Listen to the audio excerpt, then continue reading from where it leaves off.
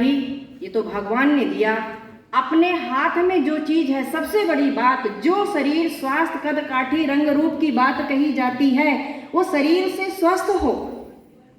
यदि शरीर से स्वस्थ नहीं है, देखने सुनने में सब ठीक है, रंग रूप सब ठीक है, लेकिन शरीर स्वस्थ नहीं है, तो उसका लाभ किसी को मिलेगा?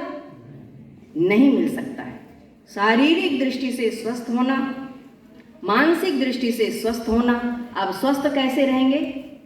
हमारा जो दिनचर्या है, सुबह उठने से लेकर के रात्रि सोने तक, तो दिनचर्या जो हमारी शुरू होती है वो सुव्यवस्थित ढंग से हो। एक व्यवस्थित होता है, एक अव्यवस्थित होता है, एक सुव्यवस्थित होता है। अव्यवस्थित ऐसे हो जाता है कि चीज वहीं की वहीं रहती है, लेकिन ढूंढ ही नहीं पाते। तो सुबह उठें, तब से ही अपनी दिनचर्या हमें बनाएं। परम पूज्य गुरुदेव ने कहा, आत्मबोध की साधना के साथ सुबह उठें और तत्वबोध की साधना के साथ जीवन का दिन का समापन करें। एक दिन का हमें दिन मिला हुआ है और इस दिन को हम कैसे सुव्यवस्थित तरीके से चलाएं। पूरा अपना डायरी मेंटेन करें, कब कब क्या क्या काम करना है। भगवान ने एक दिन का महत्वपूर्ण समय दिया है, इसका हम सही सदुपयोग करें।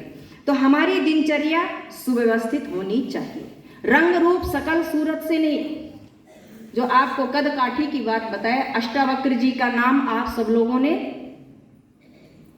नहीं सुना? सुना। अष्टावक्र मतलब 8 जगह से टेढ़े थे। टेढ़े क्यों थे इसकी कहानी छोड़िए, लेकिन शरीर से वो कैसे दिख रहे थे? कोई अच्छे दिख रहे थे? टेढ़े मेढ़े, चाल में भी ठीक नहीं, लेकिन गुण से उनका व्यक्तित्व था जो जनक जी के क्या बने थे? गुरु बने थे।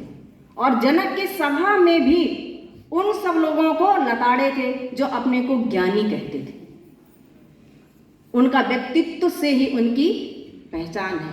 तो रंग रूप सकल सूरत नहीं, व्यक्तित्व ऐसा होना चाहिए। और हमको अपने जीवन का, मनुष्य जीवन का मूल्यांकन शरीर के आधार पर नहीं, गुण के आधार पर किया जाना चाहिए।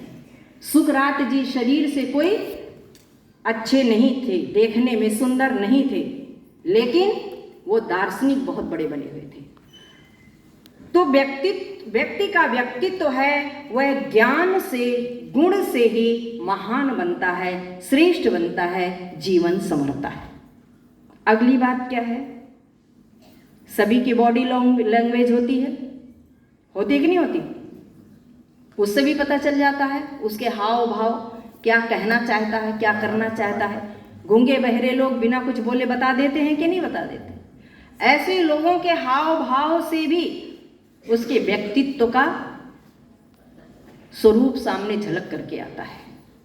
तो हमारी बॉडी लैंग्वेज कैसे हो, किस तरह से हम उसका प्रदर्शन कर सकें, किस तरह से बना सकें, ये हमारे व्यवहार, हमारे व्यक्तित्व के लिए महत्वपूर्ण होता है।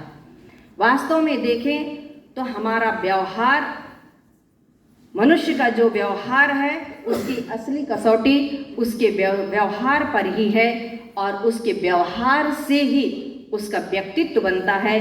परम पूज्य गुरुदेव इसीलिए कहते हैं, दूसरों के साथ वह व्यवहार ना करें जो हमें अपने लिए पसंद नहीं है। तो हमें अपने लिए क्या पसंद नहीं है? अपमान पसंद है, बुराई पसंद है, चुगली पसंद है? नहीं है। तो दूसरों को करना चाहिए? नहीं। जब हमें अपने लिए पसंद नहीं तो दूसरों के साथ भी ऐसा व्यवहार ना करें। दूसरी बात, जो हम पाना चाहते हैं वो हम देना सीखें। पाना तो हम अच्छा चाहते हैं, लेकिन देने के नाम पे तो फिर हमें मिलेगा कैसे?